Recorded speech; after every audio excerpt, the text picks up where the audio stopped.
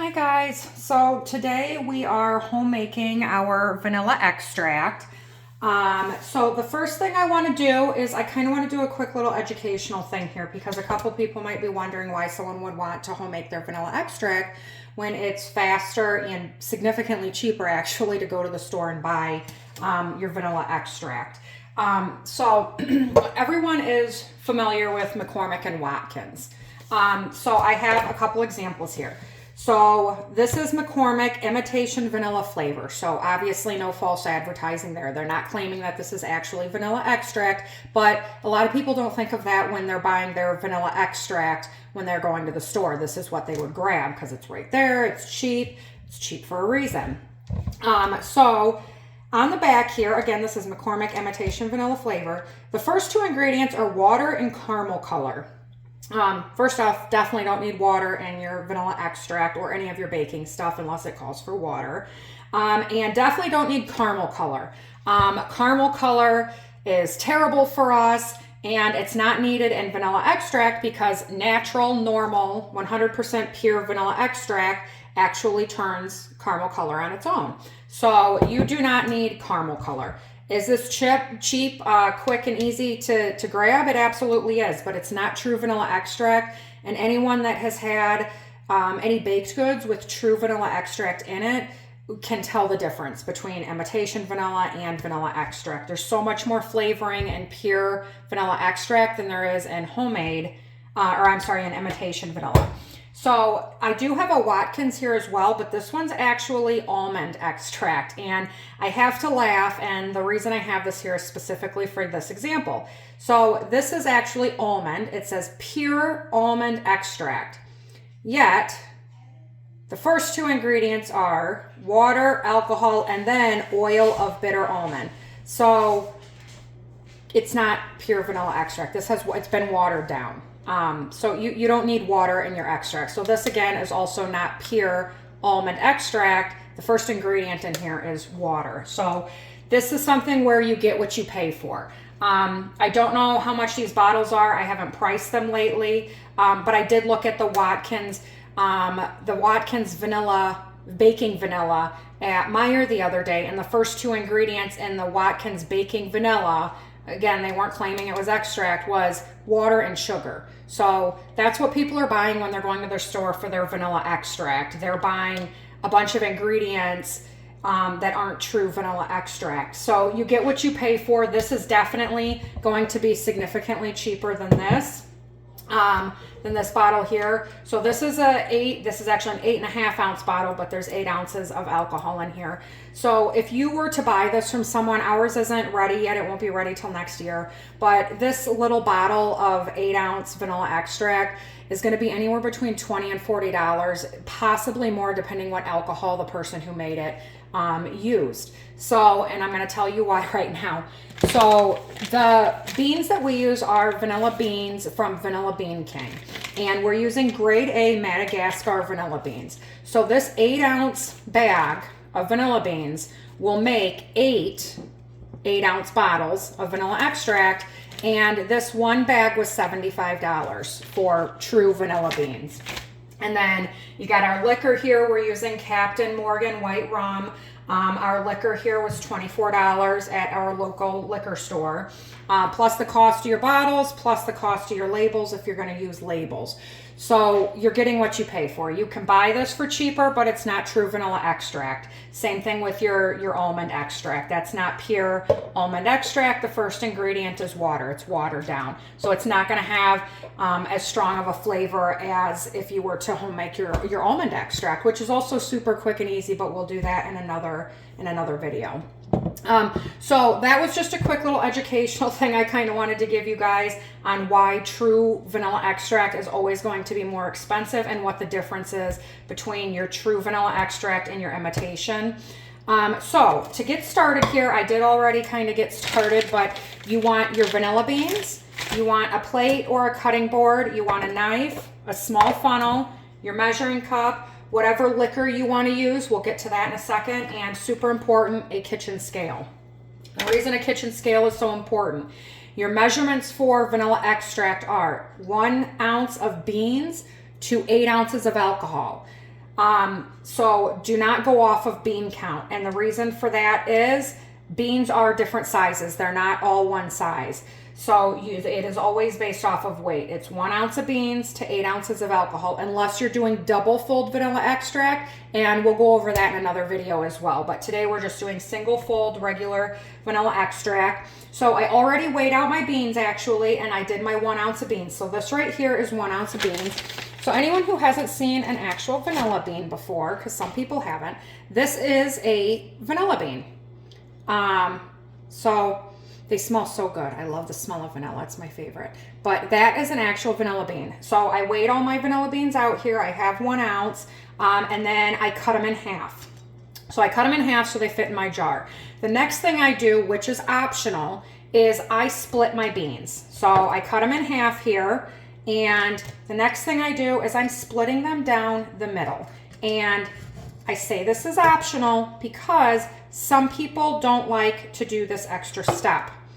I do it because the inside here, and I don't know if you guys can all see it, but it kind of looks like coffee grounds. I don't know if you can see that on my fingernail there, but that is actually the vanilla seeds. So you have your bean here, and then inside of the bean is the vanilla seeds. And we call that also the caviar in there, and there's so much flavor in there.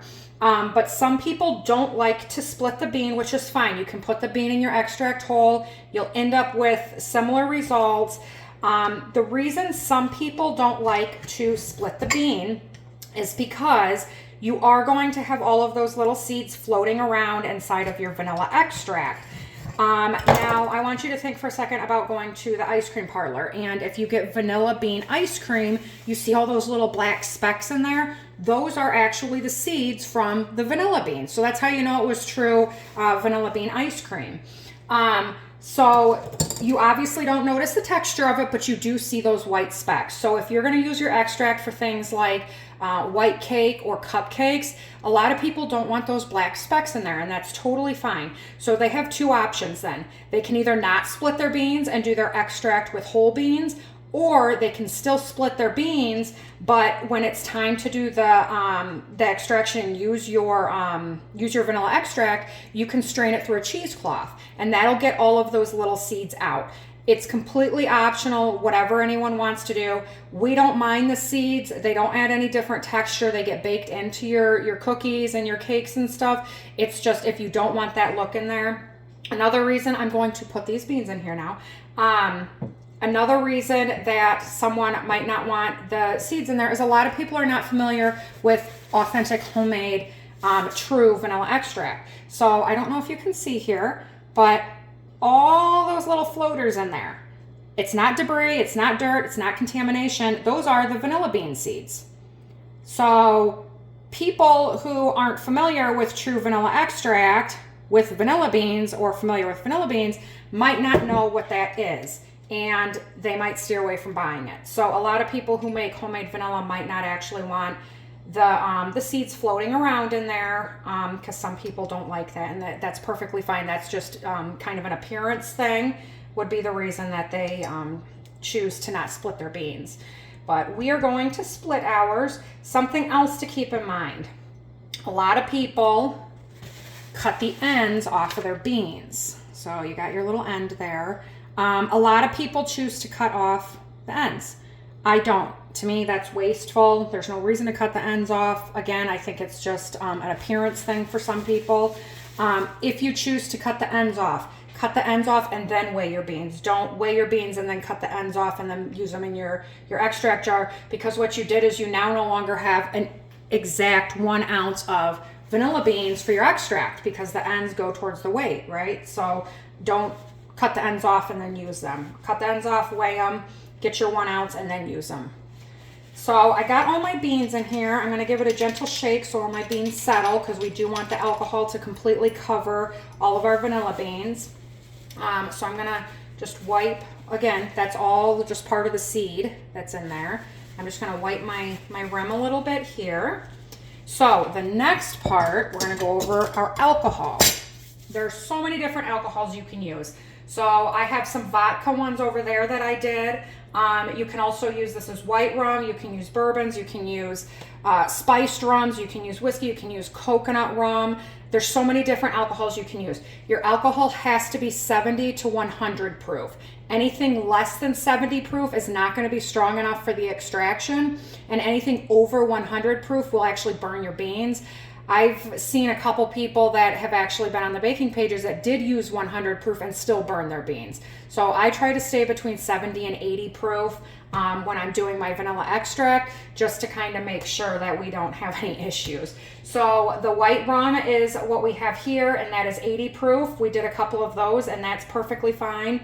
And then our Kentucky straight bourbon here is 80 proof, and that is also completely fine to use.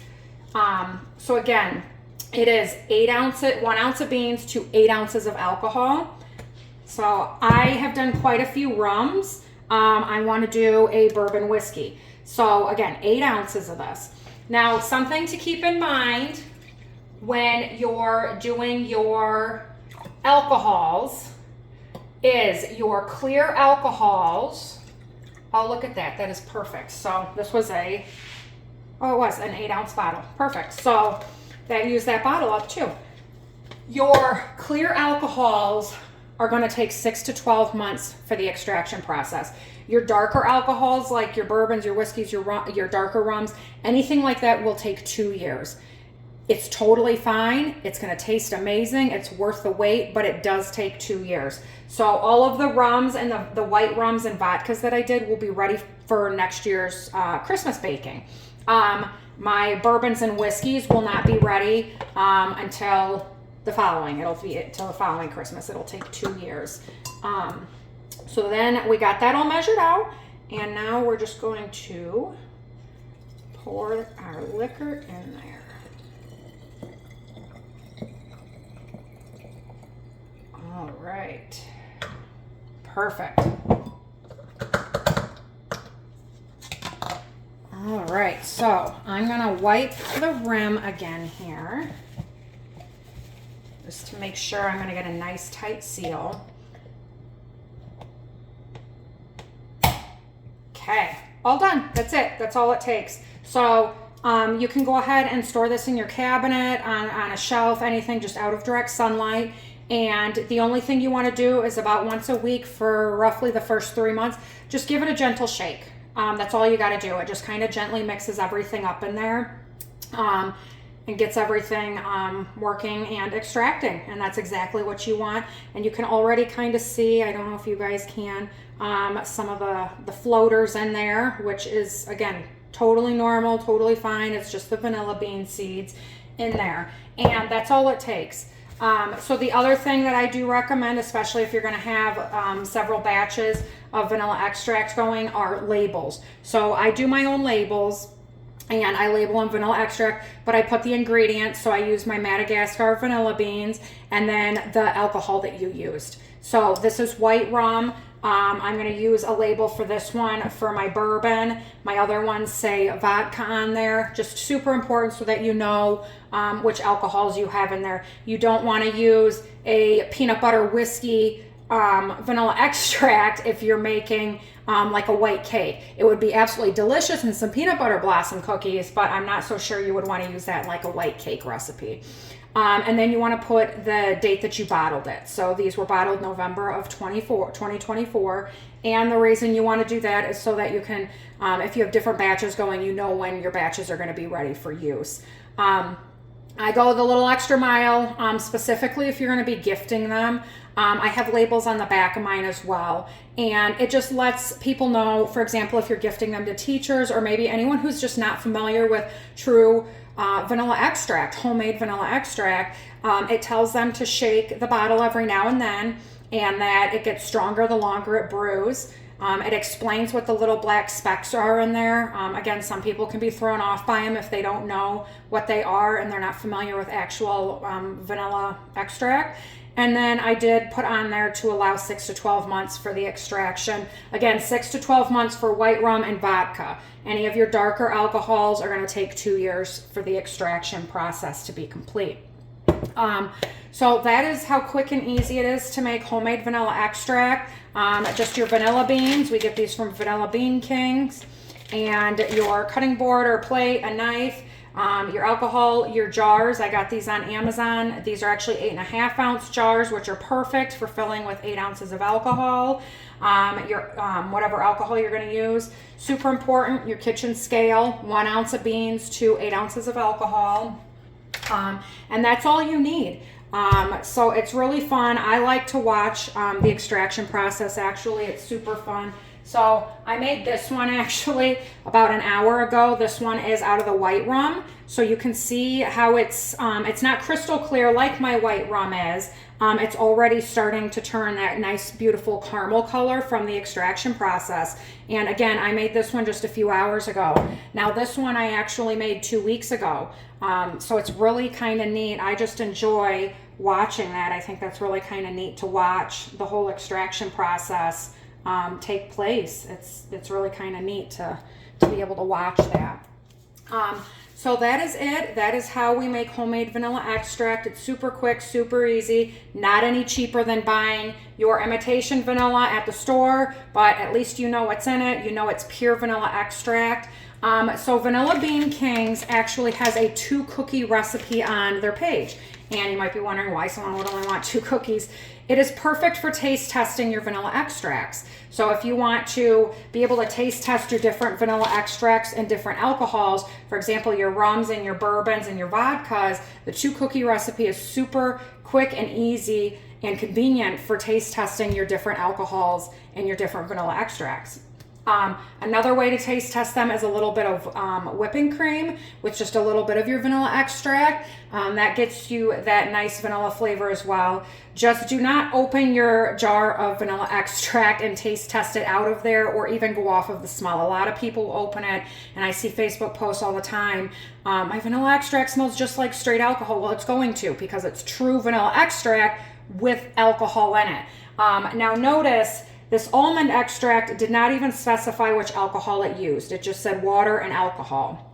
So you really don't even know what kind of alcohol it is. It could be a very weak alcohol in there that they used. So it is definitely going to smell like alcohol if it is true vanilla extract. And then, of course, they'll say that it doesn't taste very good because you don't want to drink. Nobody wants to drink just plain vanilla extract. So either the 2 cookie recipe on Vanilla Bean Kings or a little bit of whipped cream with just a little bit of your vanilla extract is an excellent way to taste test your different alcohols and your different vanilla extracts. So that's it. It's that quick. It's that easy. I hope my video helps you all make your own homemade vanilla extract.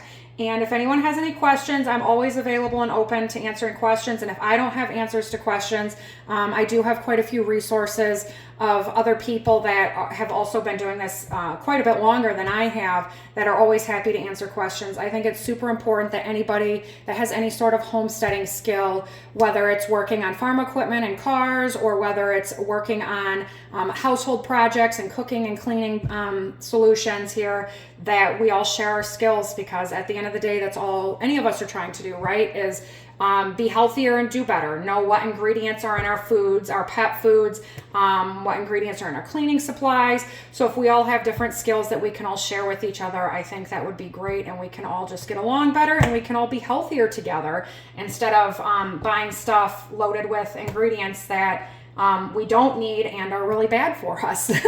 So again, any questions, please don't hesitate to reach out. If I don't have answers, I do have lots of resources that I'm happy to share with anybody, so that we can all do better together. And happy extracting, and I hope everyone has a wonderful Thanksgiving. Thank you.